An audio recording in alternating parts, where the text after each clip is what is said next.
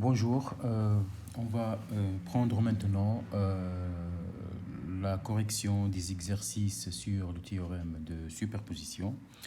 Donc, et avant de commencer, je vous conseille de tenir compte que l'application du théorème de superposition est un peu délicate parce que je dois vérifier que mon réseau électrique doit obligatoirement contenir au moins deux générateurs, que ce soit de courant ou de tension. D'accord? Donc, on va prendre l'exercice numéro 3 sur le théorème de superposition. Donc, on vous demande dans le montage de la figure suivante de déterminer le courant I dans la résistance R3. Donc, le courant I dans la résistance R3. Donc, je vais reprendre le schéma. Donc, exercice 3, voilà.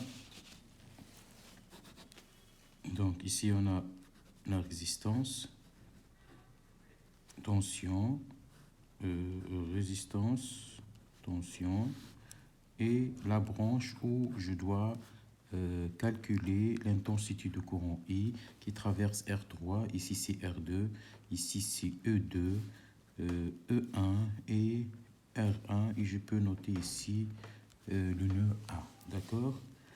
Voilà, et j'ajoute les masses. D'accord? Donc, en appliquant le théorème de superposition, c'est quoi le théorème de superposition? C'est superposer le circuit ou bien la somme de deux circuits. Donc, lorsque chaque générateur fonctionne à part. C'est-à-dire, ce réseau électrique est équivalent à quoi? Est équivalent si la somme de deux circuits quand chaque générateur fonctionne à part. Donc, si le premier circuit, je conserve E1 et je court-circuit E2. Et le second circuit, je conserve E2 et je court-circuit E1. Bien sûr, l'intensité de courant ici va changer. C'est-à-dire, je conserve E1, je court-circuit E2, voilà, nœud A, R1, E1, R2, R3.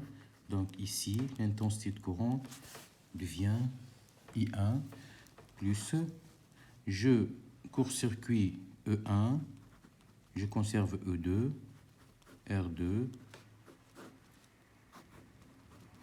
R3, E2, R3, ici c'est I2, du point A, R2 et R1.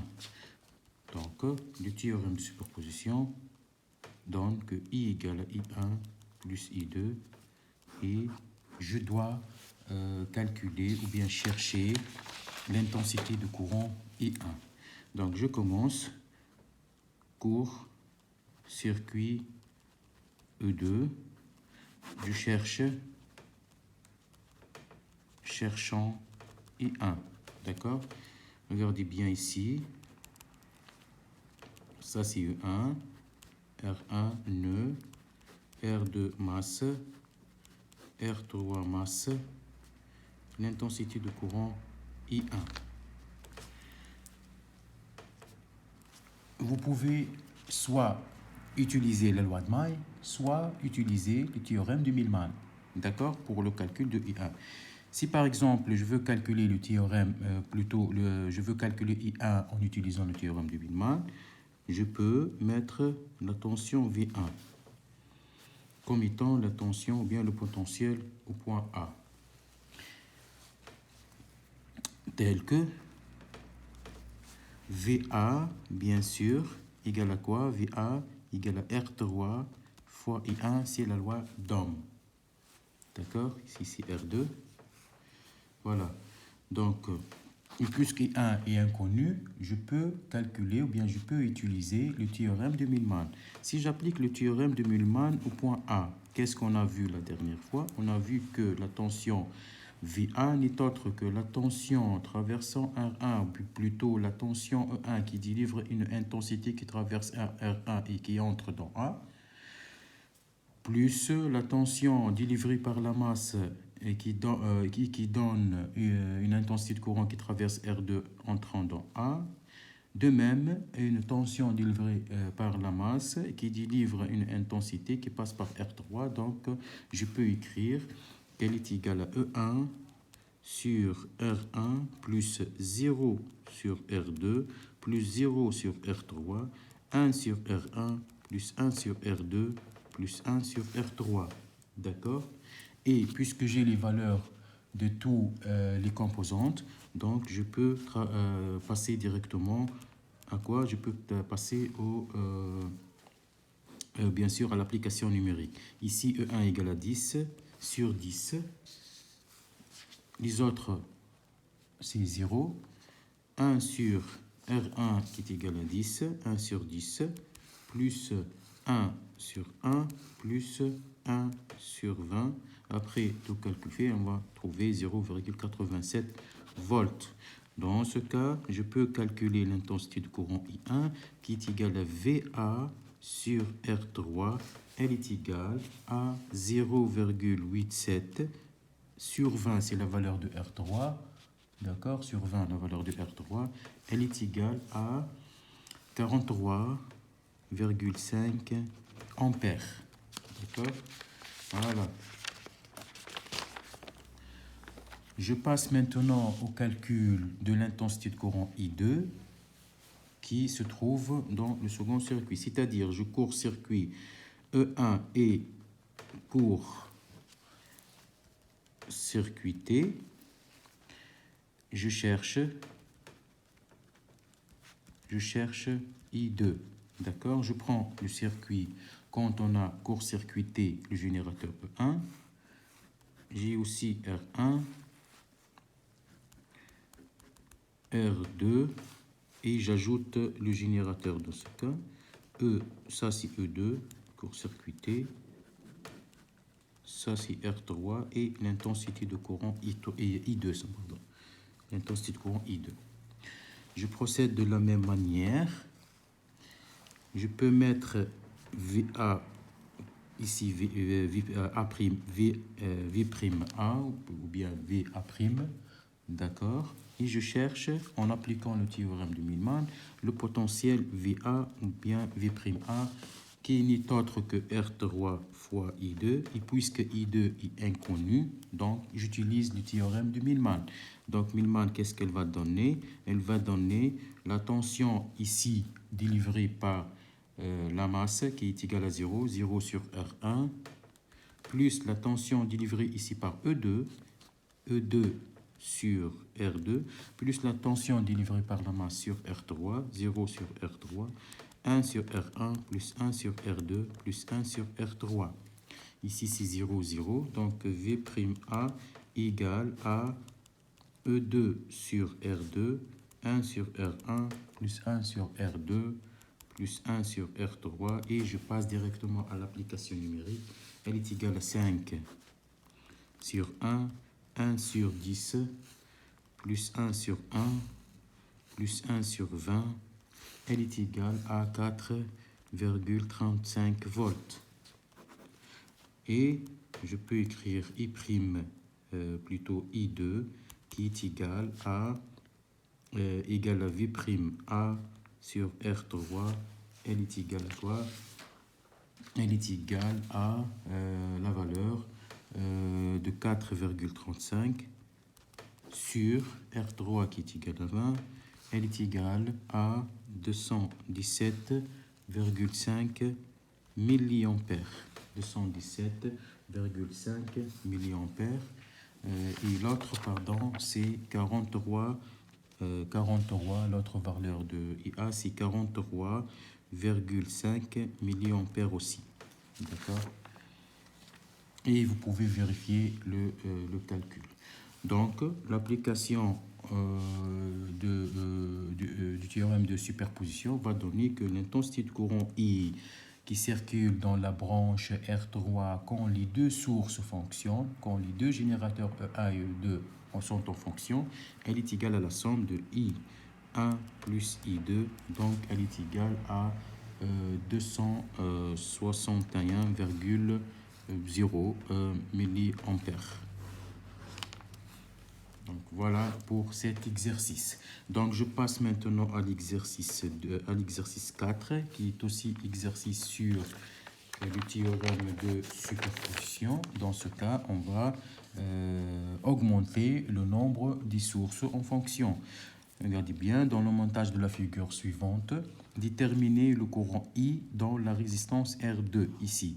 Mais regardez bien ici qu'on a deux sources de tension et une source de courant. Donc je considère de la même manière, je vais reprendre le schéma. Masse, ça c'est E1, générateur de courant I0, R2, tension et masse, tension E2 et R2, ça c'est R1, R2 et l'intensité de courant qu'on veut et l'intensité de courant qu'on veut chercher.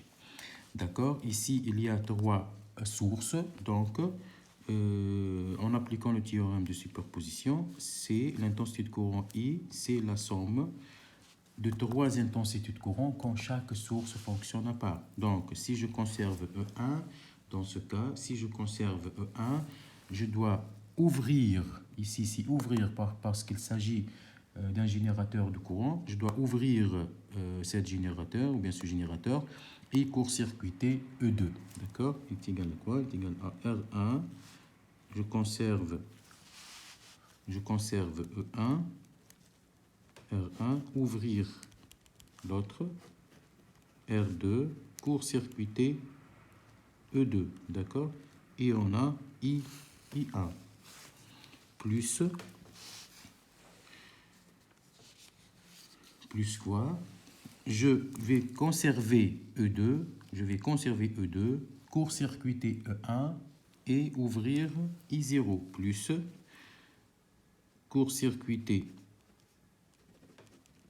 E1, ici c'est R1, ouvrir le générateur, R2, je conserve E2, d'accord? Ici c'est I2, plus, l'autre cas, je court-circuite les deux autres générateurs et je laisse le générateur de courant. Ici c'est R1, court-circuiter E1, je laisse le générateur de courant en fonction I0, R2 et je court-circuite E2. Ici c'est R2, ici c'est I3.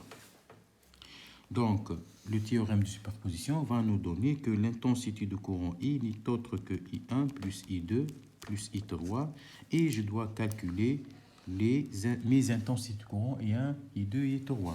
Donc, je passe au calcul de ces courants, donc tout en commençant par le premier circuit où on a E1,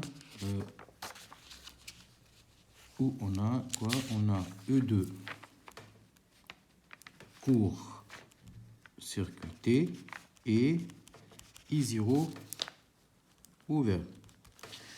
Donc on a R1, E1, R1 ouvert, R2, court-circuité, ici c'est R2, ici c'est I2. D'accord? Voilà. Donc, je passe au calcul. Donc, je peux appliquer la loi d'Imai. Si j'applique la loi d'Imai, qu'est-ce que je regarde ici? Circuit ou bien ici, il s'agit d'un fil conducteur ouvert. Donc, l'intensité de courant I2 va passer, plutôt, ça c'est I1, pas I2, pardon, ça c'est I1. Donc, l'intensité de courant I1 sera délivrée par E1 directement. D'accord? Ici, c'est I1. Il n'y a pas de nœud ici. Donc, j'applique la loi d'Imai dans ce cas et je peux écrire en choisissant un sens positif, c'est le sens de passage de la tension E1 ou bien de circulation de la tension E1. Donc, je peux écrire que E1, ici, c'est l'inverse quand tension, c'est R1, I1. Ici aussi, c'est l'inverse, c'est comme R2, I1. D'accord? R2, I1. Voilà, donc E1 moins R1 I1 moins R2 I1 égale à 0. D'accord? Donc, ça va donner que E1 moins R1 plus R2 I1 égale à 0. Ou je peux écrire l'expression de I1 qui est égale à E1 sur R1 plus R2. Et je passe directement à l'application numérique. I1 va donner 10. La somme de R1 et R2, c'est 15. Donc, elle est égale à 0,66 ampères. Ça, c'est la valeur de I1.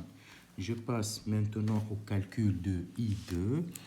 Donc, dans ce cas, E1 court-circuité, I0 est ouvert. Donc, et je peux calculer I2. Donc, je dois redessiner notre schéma. Donc, ça, c'est ouvert. R2, générateur E2, R2, R1, ici c'est I2. Je considère de la même manière,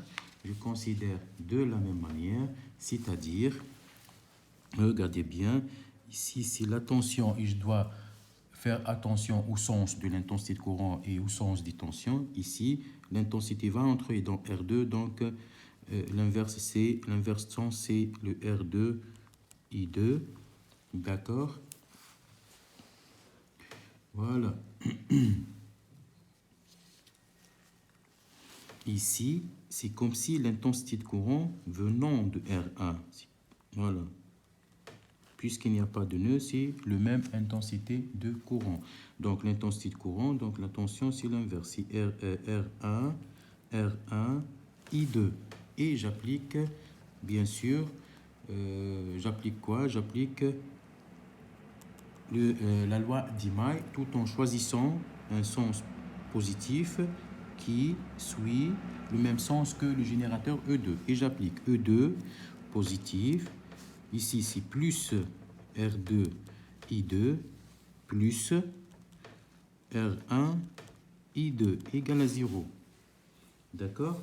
Donc, E2 plus R2 plus R1 fois I2 égale à 0. Donc, je peux tirer directement l'intensité de courant qui est égale à moins E2 sur R1 plus R2. D'accord? Et je passe directement à l'application numérique. Elle est égale à I2 égale à moins 20 sur 15. Comme d'habitude, elle est égale à moins 1,33 ampères. Ça, c'est I2. C'est très facile. C'est très facile. Donc, je passe maintenant au calcul de l'intensité de courant I3, c'est-à-dire que E1 et E2 sont court-circuités. Donc, je prends le schéma, E1 et E2 sont court-circuités. On a R1, court-circuité E1. On a le générateur. Bien sûr, quel générateur? Générateur de courant I0. Ici, c'est R1, plutôt R2, pardon, et court-circuité le générateur E2. D'accord? Regardez bien ici, c'est le nœud, mais je dois faire une petite modification ici. Je dois faire une petite modification sur le circuit. Je peux mettre R1 à côté de R2 et j'ai le droit. Et après, je peux mettre une seule résistance équivalente. D'accord? Regardez bien. Je peux transmettre R1 à côté de R2, c'est-à-dire je fais comme ça. Regardez bien. Je fais comme ça. Je fais un peu... c'est comme si dans l'espace, je peux prendre le générateur et le mettre directement à côté de R1. Donc, ça va devenir le générateur de courant I0. Ici, c'est R1. Ici, c'est R2. R1 et R2. Ici, c'est I0. D'accord? Qu'est-ce que vous remarquez? Je remarque que le générateur de courant délivre l'intensité de courant I0 qui se divise en deux. Donc, R1 et R2 sont en parallèle. Donc, je peux la transformer encore et mettre une seule résistance que j'appelle la résistance équivalente. Ça, c'est I0. D'accord? Ça, c'est I0. D'accord? Avec R équivalent égale à quoi? Avec R, je vous rappelle que l'intensité de courant que je cherche, c'est I3. L'intensité de courant que je cherche, c'est I3 qui circule dans R2. Donc R équivalent, c'est R1 parallèle à R2, elle est égale à R1, R2 sur R1 plus R2. Elle est égale normalement à 3,33 ohms. Ça, c'est R équivalent, c'est 3,33 ohms. D'accord? Donc, la tension U,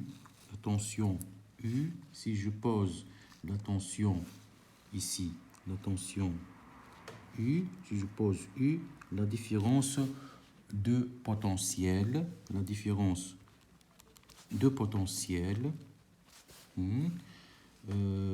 aux bornes du générateur de courant. Qu'est-ce que je peux écrire? Je peux écrire que la tension U égale à R équivalent fois I0. C'est R équivalent fois I0 et je peux la calculer. On va voir pourquoi je veux calculer cette tension U égale à R équivalent fois I0. Donc, elle est égale à la valeur de 3,33 fois I0 avec I0 égale à 0,1 ampère. Donc, elle est égale à 0,33 volts. Ici, je reprends la figure. Ici, je reprends la figure. C'est cette figure. Qu'est-ce que vous remarquez ici? Si je reprends cette figure, je remarque que la tension U, je remarque ici que la tension U, c'est la même tension aux bornes des deux résistances, puisque tous les composants sont en parallèle. D'accord? Tous les composantes sont en parallèle, donc la tension, cette tension, elle est égale à la tension dans R2 et aussi dans R1. D'accord? Donc, dans ce cas, je peux mettre ici U tel que U